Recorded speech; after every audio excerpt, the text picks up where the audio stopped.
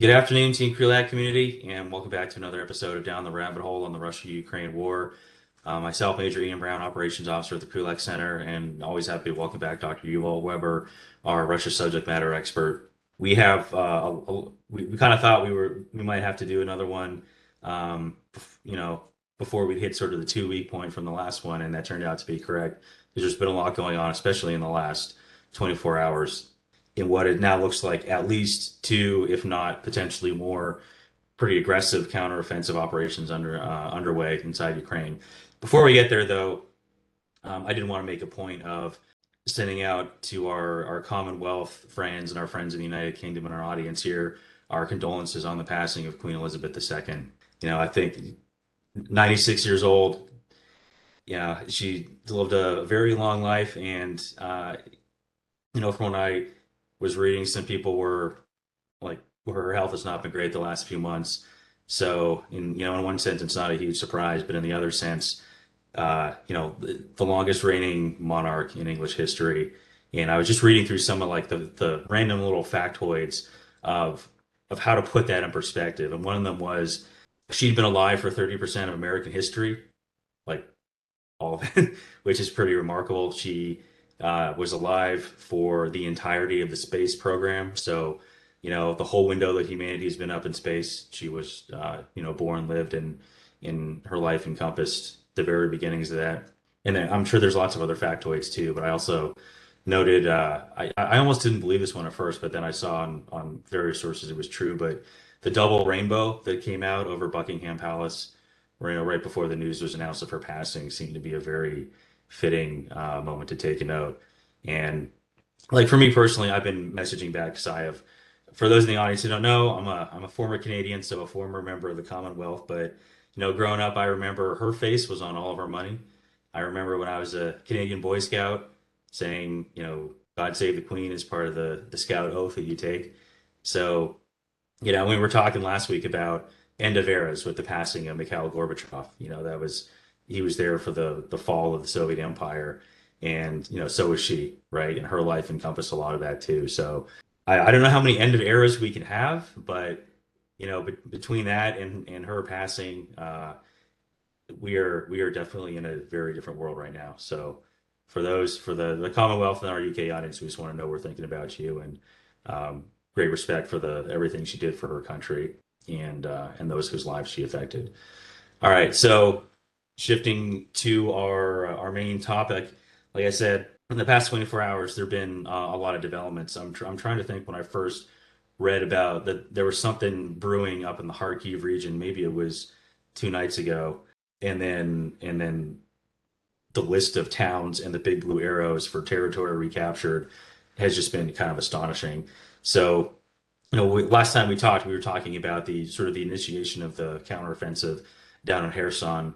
Um, we were not talking about Kharkiv, but as you noted earlier, there were some inklings maybe on the Russian sort of social media side of the last couple of weeks that something there was brewing, but it either didn't register, whether out of willful ignorance or just or whether Kherson had taken more of the attention and it wasn't seemed to be as much of an issue. The Ukrainian forces seem to have achieved, at a minimum, tactical surprise for where they were going, and if not operational surprise. And I say operational in the sense the operational Russian leadership who would have been in charge of having a defense ready for that region, either didn't get the message or didn't care enough to do something about it.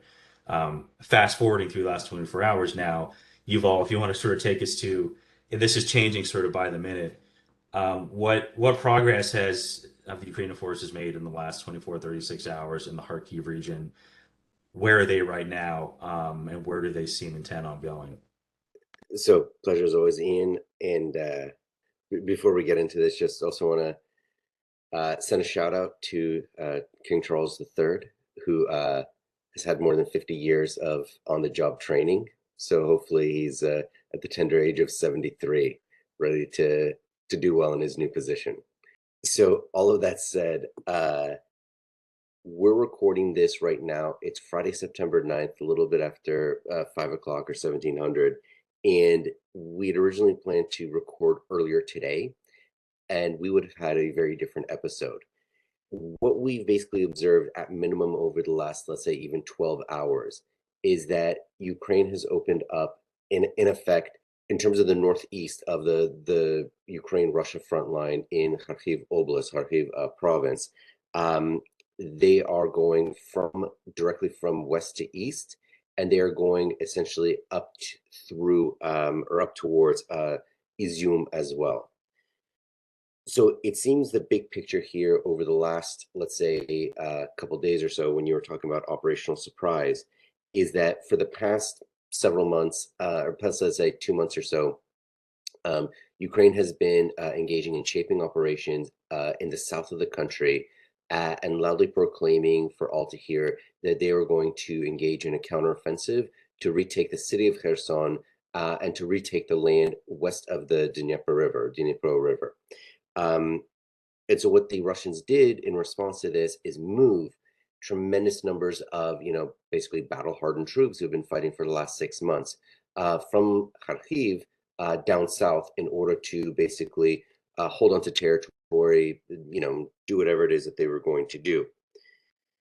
When you mentioned earlier in terms of Russian social media, over the past, let's say 12 hours or so, there's been a lot of people who follow, all of the really popular accounts on Telegram, which is again, one of these social media sites that is very widely used in Russian, former Soviet Union, in which there has been a number of the most popular channels talking about for weeks, that as basically the Ukrainians are getting their act together in Kherson, that the Ukrainians were also massing reserves to the west of the front line in Kharkiv Oblast, and that this has been going on for quite a while.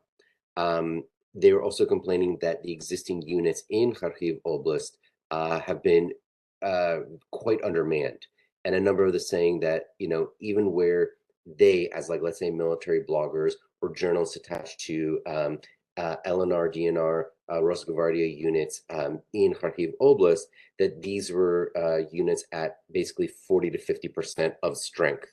And these were units that were calling for general mobilization already for quite a while now. And so the issue, like the big issue before we get to like what the Ukrainians did, in terms of thinking about the future of Russia, there's going to be a lot of people who have personal direct experience in this fighting, who are going to have a very acute sense of grievance that the senior leadership of Russia, from the commanders in the field all the way up to Putin himself, did not give the people fighting everything they needed when they needed it, when the Ukrainians came and attacked.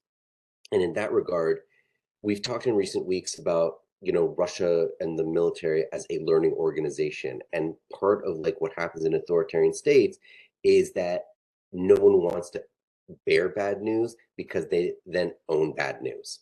And when you don't bring the bad news to people senior than you, people think above you, either by will or by let's say willful ignorance, or let's say innocent ignorance, that things are not going well further down the chain.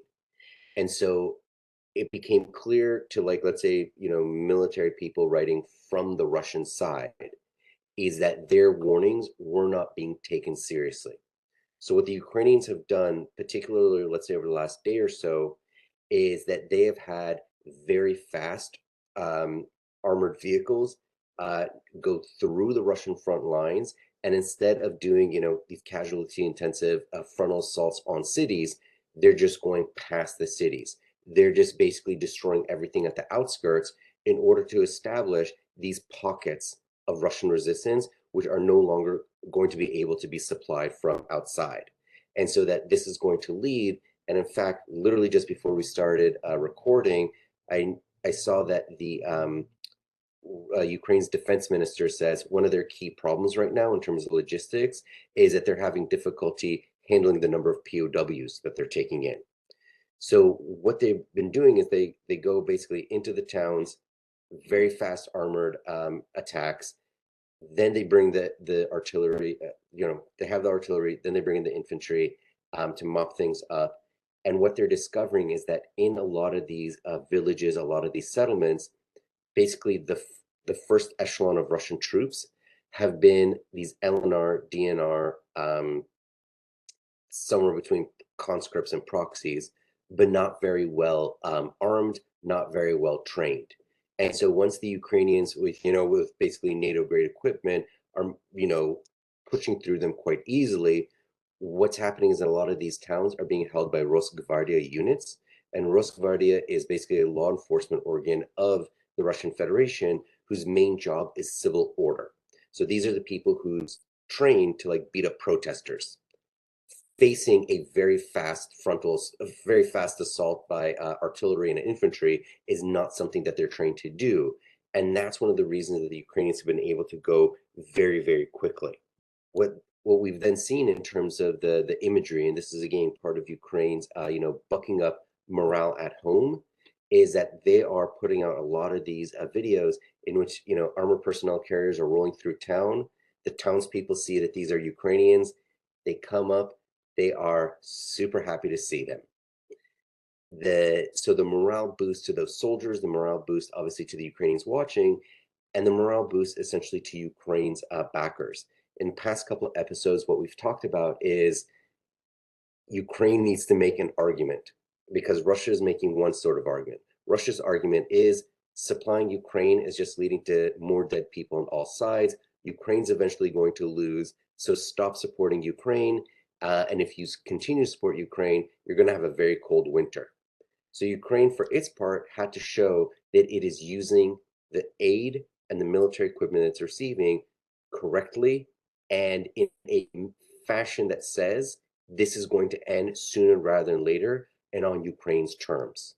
So what we've seen over the past 12 hours is Ukraine amassing evidence that it can shape the outcome of this war and lead to war termination on favorable terms. And that is going to be the political result of this.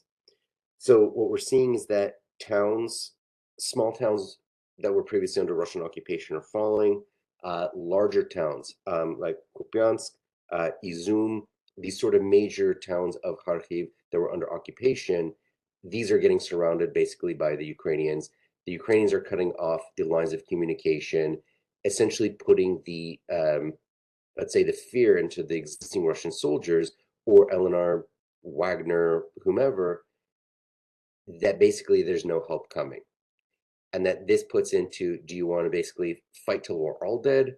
Or do you want to surrender and basically you take it from there? And that basically is what we've seen over the past, let's say, 12 hours. Ukraine is moving fast. Russia was basically in a way that seems almost criminally negligent.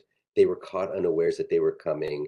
The senior leadership did not say to basically the political leadership, enough with these Army Expo games, in Moscow, enough with these strategic exercises out in the east part of the country, dealing with the Chinese. They didn't get the message across that things were bad. So when the Ukrainians started coming, it's been a wave. And I think that might be a point to pause, is that what the Ukrainians are doing is they're not posing, in a sense, problems for the Russians, using the old phrase, problems versus dilemmas. A problem has a solution, no matter how difficult or how costly. Dilemmas force choices.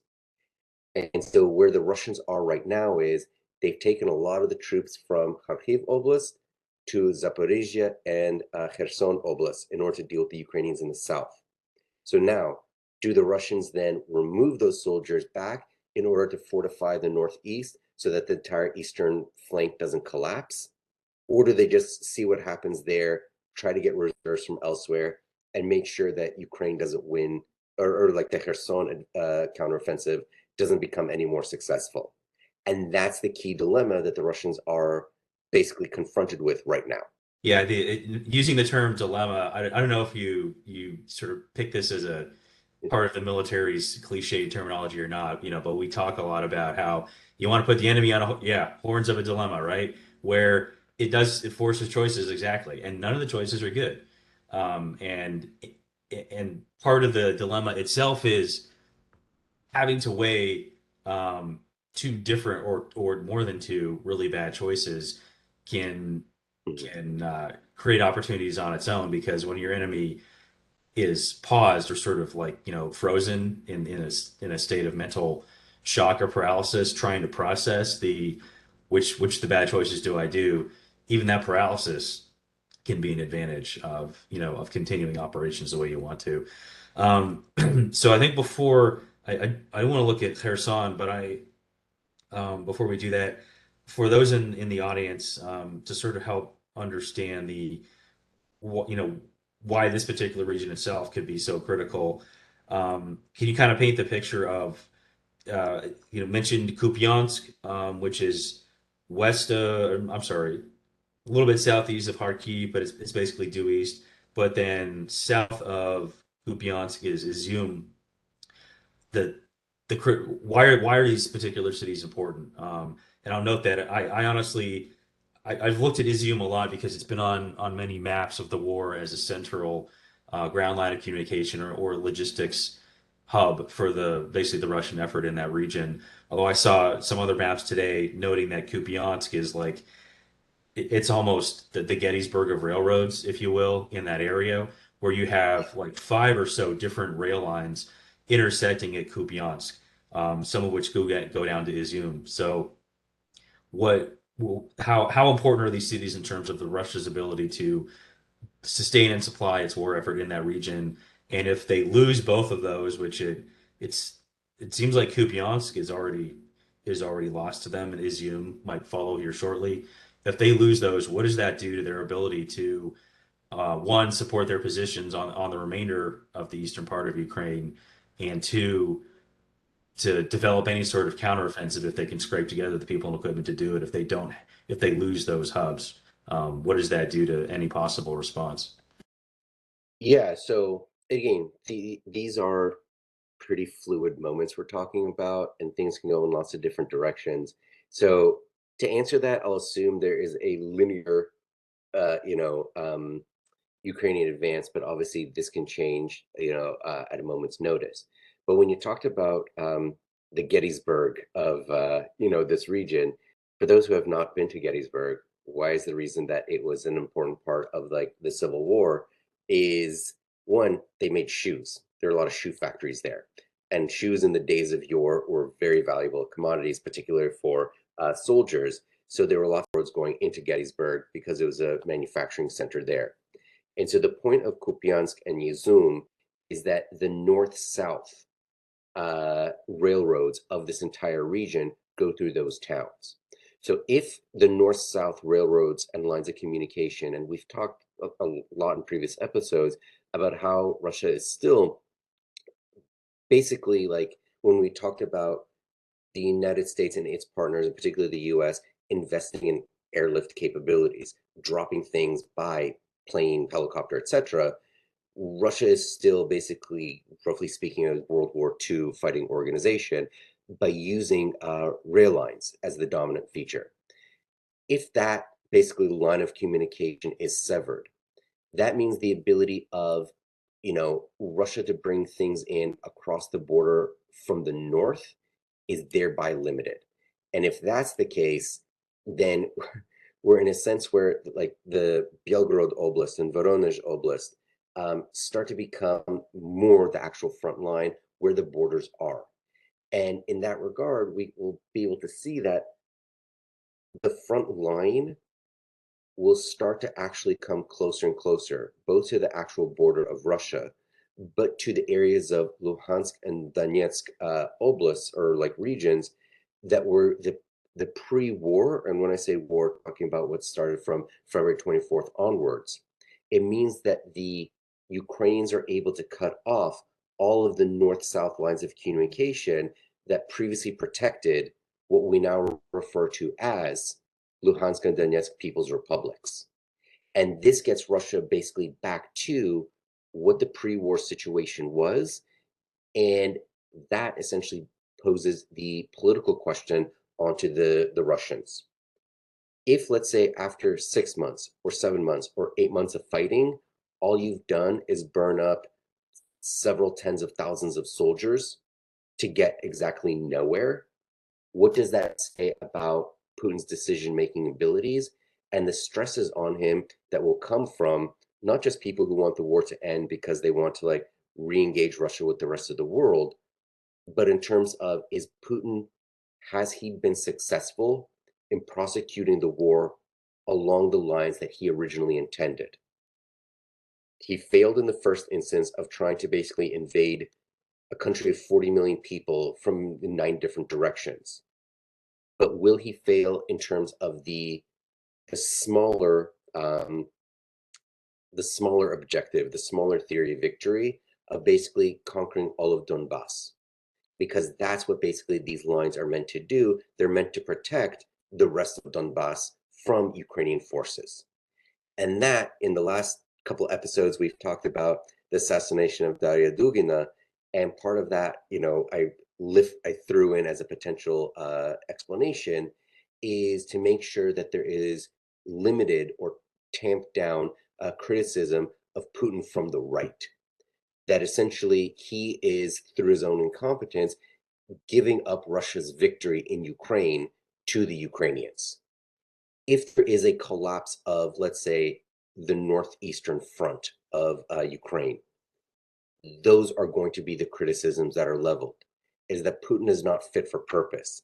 And if that's the case, what we will then see in Russia is something that the Russian government is very good at doing, and I didn't mean to giggle, but what they're very good at doing is finding domestic political enemies and essentially conducting a purge of political, military, and security services for those who must be held responsible if Putin cannot be.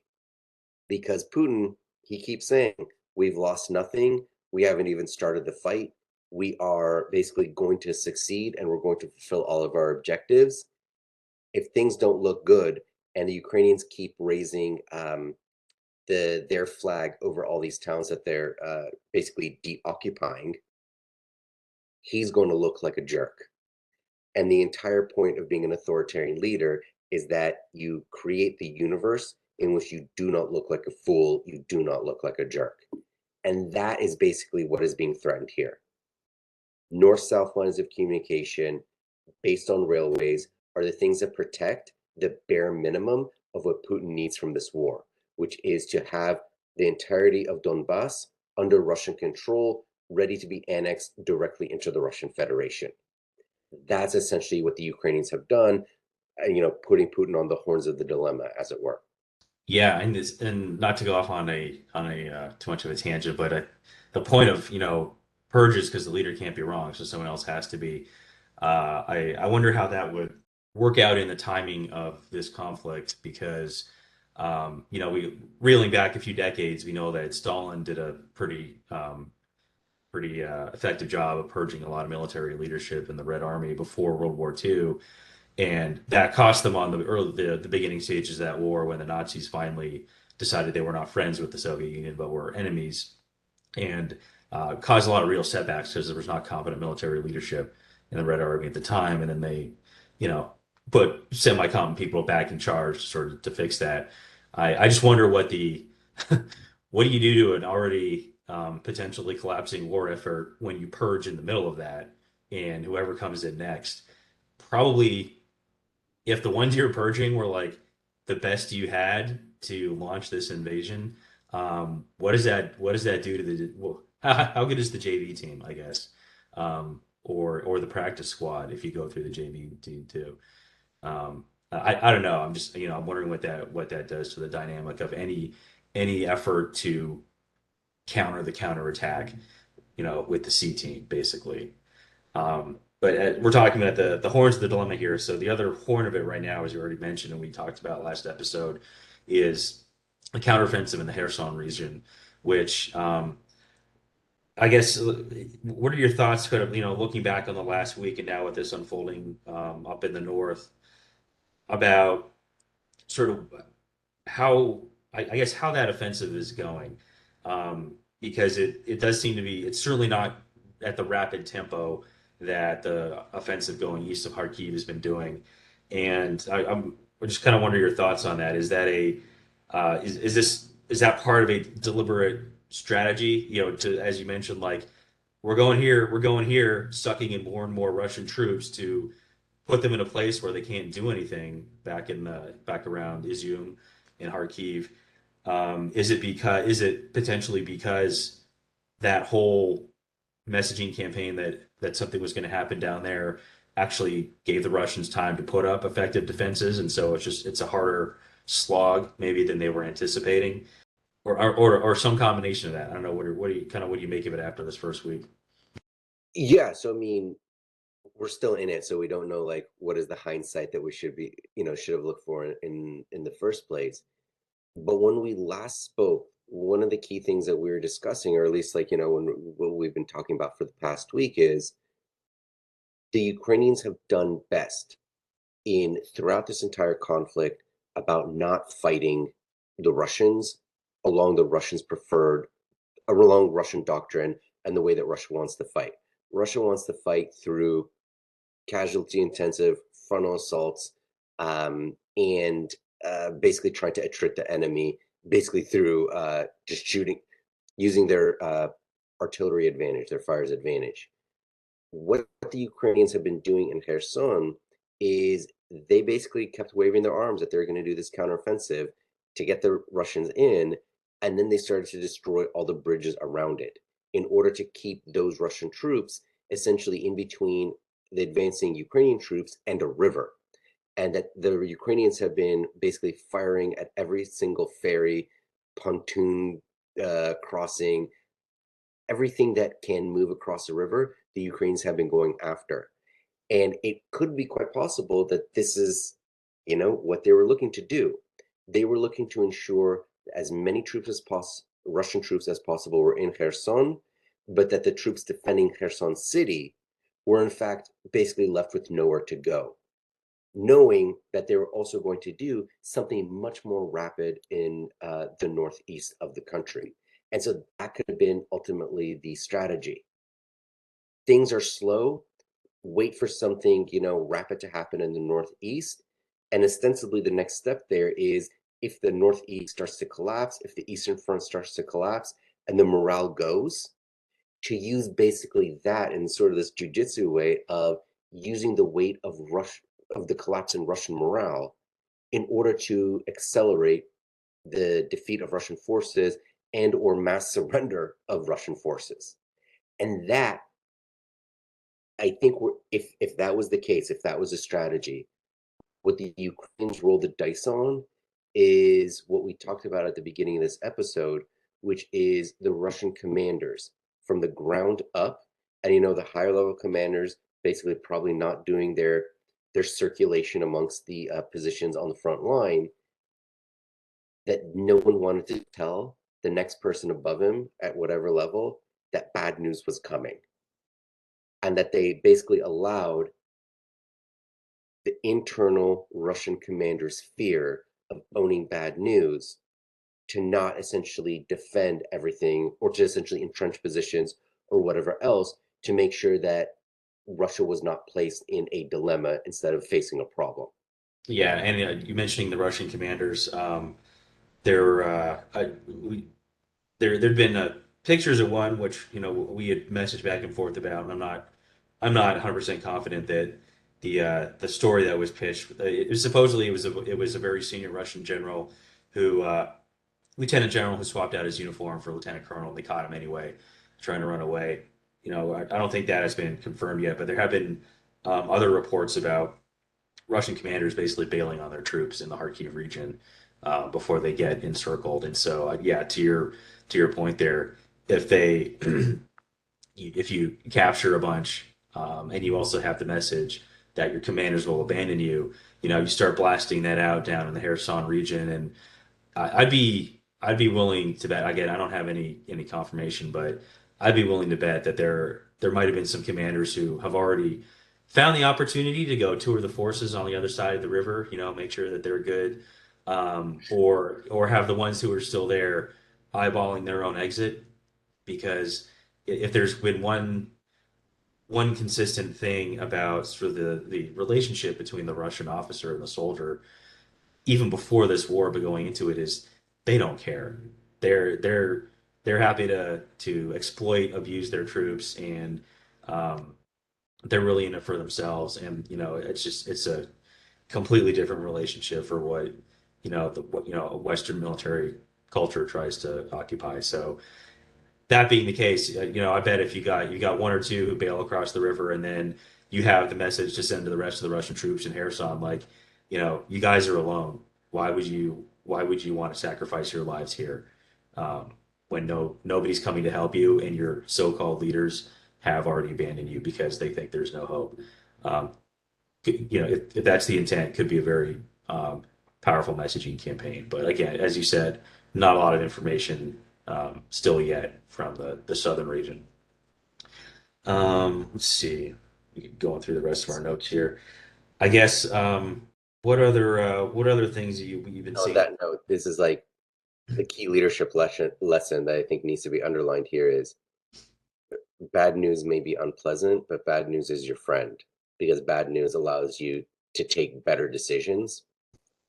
And if you treat bad news like a terrible enemy to be avoided, then you find yourself in this situation. You find yourself facing dilemmas instead of problems. Yeah, and given that the person who set we talked about this a million times, the person who set that standard, it's not a general on the battlefield, it's Putin. This is the culture he specifically created and has cultivated, and um, how do you undo that culture rapidly to get something more effective, even if you wanted to? I just the habit patterns are not there, even if you wanted to. So that's quite a dilemma to have as a leader. It's the rock in the hard place. Yeah, so again, Also, and Putin has said, we haven't lost anything. We haven't even started fighting. You know, the last, he was on TV a couple days ago with the defense minister Sergei Shoigu and the chief of the Russian general staff, Valery Gerasimov, and they're seeing Russian soldiers like doing their exercises with the Chinese, and so when you see if you're a Russian soldier in Kherson and like the Ukrainians keep not running out of anything, and you're seeing your boss just say like everything's fine, like that's the moment that you got to think to yourself is I think the front line may be coming towards me instead of me being able to pick and choose the time and place where we go forward. And that to me must be one of like the scariest things that a soldier can face is the realization the enemy's coming and no help is arriving. yeah, I mean that gets us into any number of case studies of how you get those en masse surrenders that you've seen in past wars in history.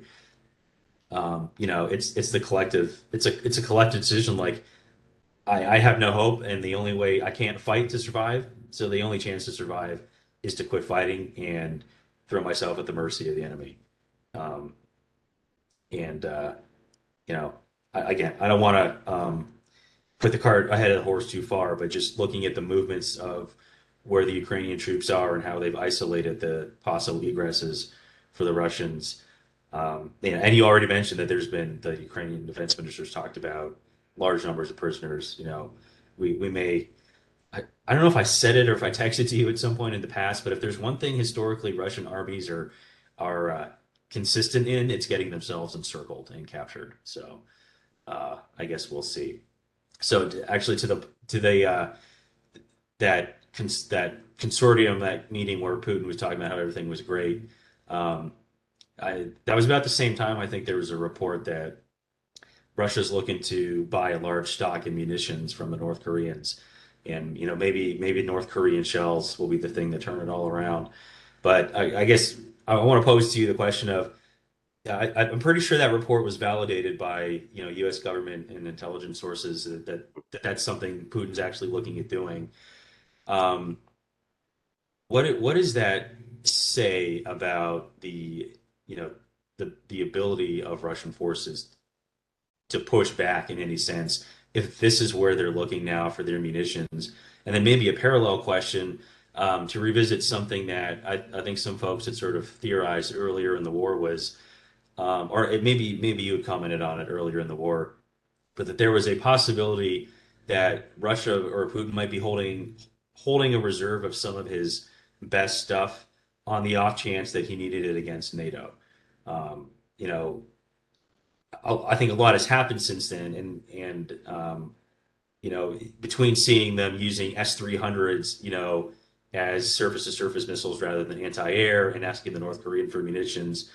What do you think this all says about is there, is there another reserve somewhere that maybe this is the point where he's like, if I'm going to the North Koreans, I'm breaking glass in case of emergency, and I'm going to pull out the rest of the stuff that was meant for NATO, or does this indicate that there's nothing left, that this is what he's got left to throw in, which is North Korean handovers?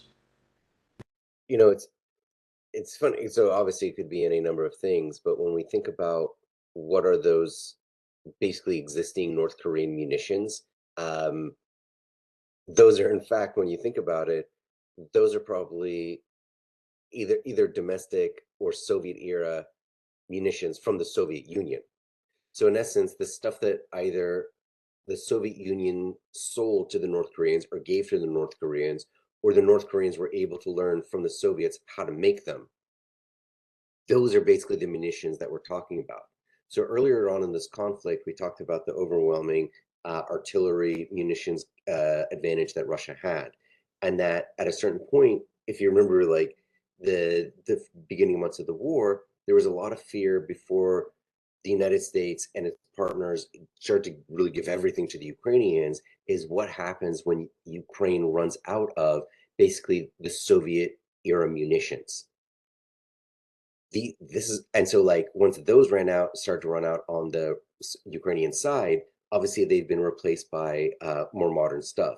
And we've shared the joke by Lawrence Friedman that the longer this war goes on, um, Ukraine is transitioning into a 21st century army, and Russia is transitioning into a 20th century army. Obviously, with the Ukrainians now capturing a lot of Russian artillery, they're getting stuff that they could use. But what this indicates, at least to myself, is when thinking about the Russians buying Iranian drones, North Korean munitions, it means that they're using a lot of stuff quickly. They don't have the capability to produce enough stuff at home rapidly enough to make a difference.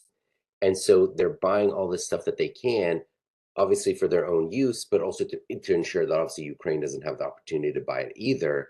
Um, and that to me, again, when thinking about ultimately the end user, the Russian soldier, the Wagner mercenary, the LNR DNR proxy secessionist rebel, if they see that the Ukrainian forces are getting really exquisite materials and they're getting stuff that's written in Korean, you're thinking to yourself, I don't know how much longer we'll be able to hold out.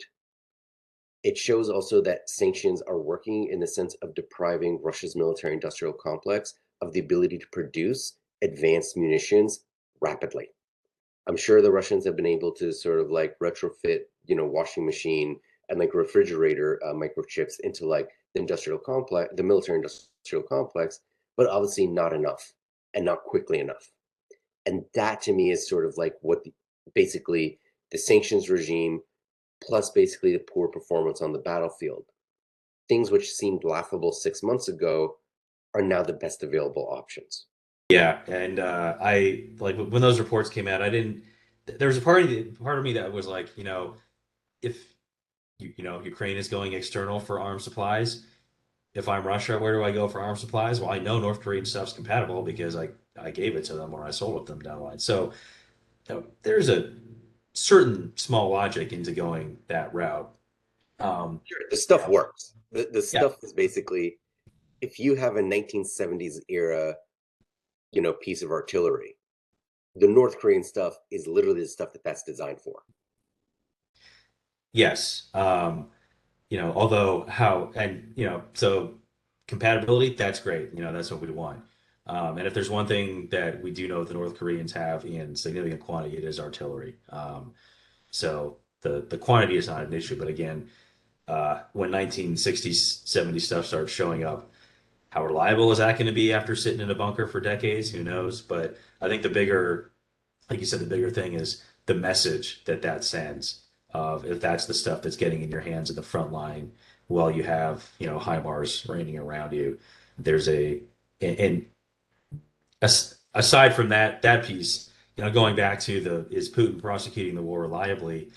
What does the Russian national spirit say when you're kowtowing to a country asking for munitions and that country cannot feed its own people, right? In any meaningful fashion. What does that say to you about how the Russian state has fallen?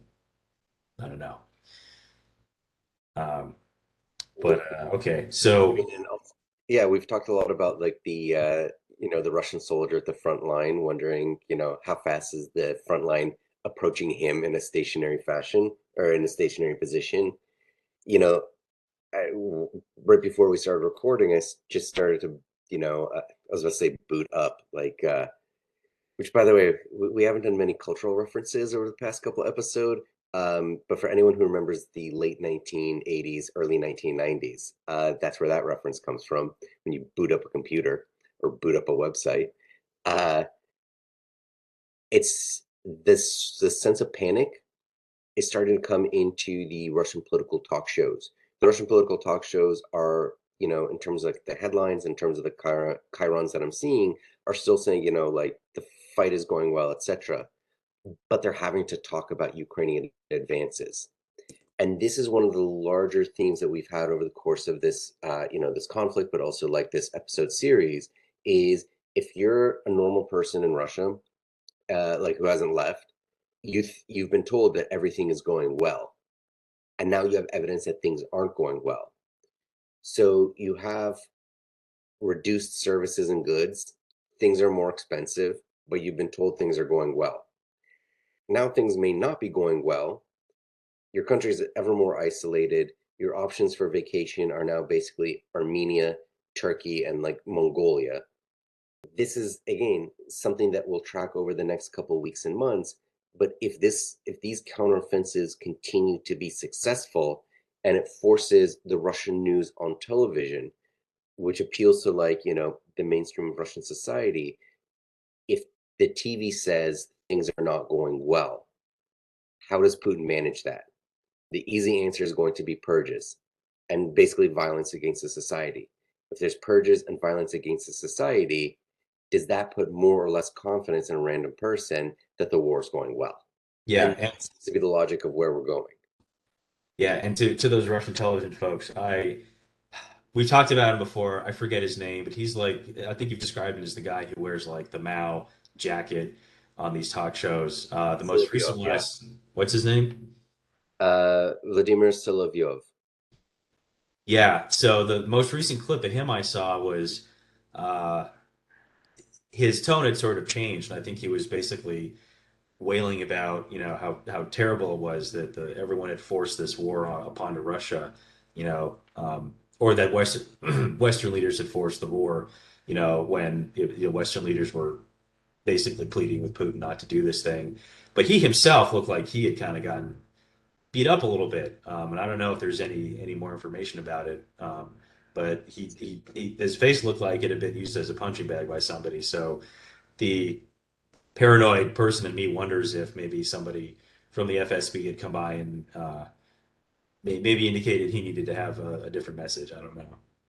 So Vladimir Solovyov appeared with bruises on his face, as you just mentioned, and it's hard to describe Alla Pugacheva. But Alla Pugacheva is basically like one of Russia's biggest pop stars, going back well into the Soviet era. She's been a big person since I think the 70s, maybe 60s, I don't know. Um, but she's sort of like if you combined Cher, Madonna, and Liza Minnelli, sort of in terms of theatricality. Um, she's been around for basically like a long time. She left Russia in the beginning days of the war, and she returned like last week or so. And she gave some interviews saying she was back, and that she was back in order to give uh, one person a punch in the face. Solovyov then appears on television after she's returned, clearly having been beaten about the face. So again, correlation is not causation, but at this point, it looks like the Soviet Union's biggest pop star gave him a few pops to the face. I found very interesting these insights into a side of Russian culture that I didn't know I was missing in terms of their television talk shows and the drama that goes along with that. All right. Well, Yuval, it's always good to see you. Thanks for taking the time to lay this out. And we will certainly be keeping a watch on what's been going on in the yeah, I need to get my region straight in the Kharkiv region, but also developments in Kherson and see how this unfolds. So, we'll, yeah, probably not be too long before we're doing this again. Thank you. Have a good weekend, and thanks to all our listeners. You too. Take care. Bye bye. You too. Bye.